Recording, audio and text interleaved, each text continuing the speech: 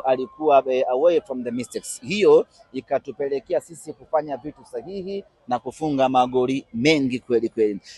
Sisi kumbagaza Coast mabao 4 sio Coast Ndebwedo, ni kwa sababu Coast ameingia kwenye mtego wa panya na panya amekula mtego wa panya, mechi ikawa nyepesi kwa upande wetu. Mengi kweli. Semaji mmefanikiwa wewe kama Simba. Unamzungumziaje Libase Gay kwa neno moja? Libase Gay ameendelea kuonesha klasi yake. Libase kiasili ni kiungo ambaye kazi yake ya msingi ni kusaidia timu kupata mabao, lakini kazi hiyo anaifanya na kazi hiyo anaifanya mara mbili zaidi, kwa maana ya kufunga mabao yeye mwenyewe. Leo hiyo ukimwangalia bao la kwanza kafunga yeye, ambalo ni bao linalotokana na akili binafsi ya mchezaji.